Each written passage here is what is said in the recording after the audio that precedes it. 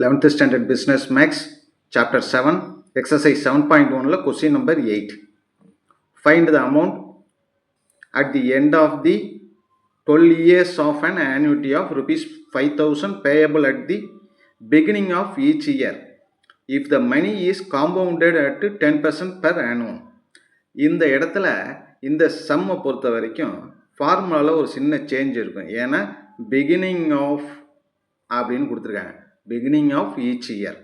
இப்போ பிகினிங் அப்படிங்கிறப்ப நமக்கு நார்மலாக அமௌண்ட்டுக்கு என்ன formula, S equal to capital S equal to small A by I into 1 plus I power N minus 1. இது நார்மல் ஃபார்முலா.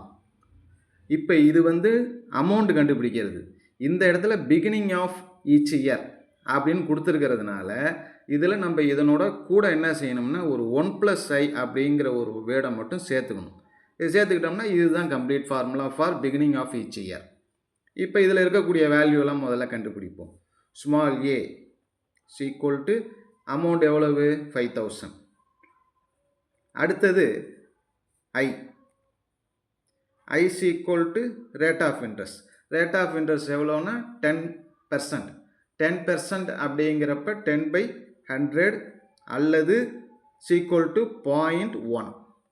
கடைசியாக number of years n equal to மொத்தம் எத்தனை வருஷம் அப்படின்னு கணக்கில் கொடுத்துருக்காங்க 12 years.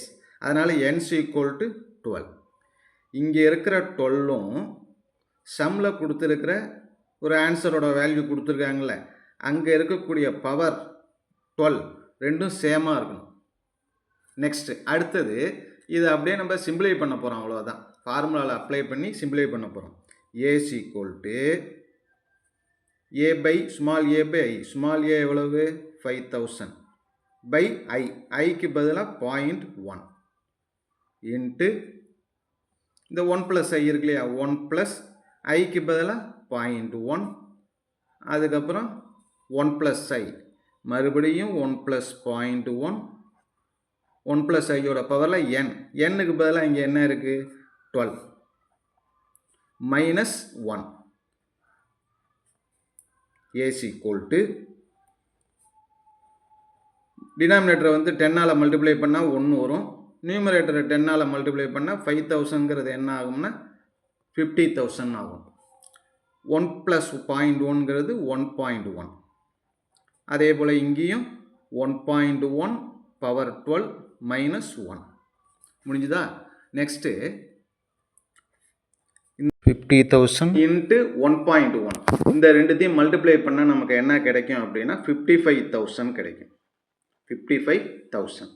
அதே போல் 1.1 பவர் 12 இருக்கு இல்லையா, அதனுடைய வேல்யூ சம்மில் என்ன கொடுத்துருக்காங்க 3.1384 பவர் 12, அதனுடைய வேல்யூ 3.1384. 3. இதுக்கு பதிலாக 3.1384 அப்புறம் மைனஸ் 1 கணக்கிலே இருக்குது. 55,000 இன்ட்டு 3.1384ல் 1 லெஸ் பண்ணிட்டோம்னா 2.1384 வரும்.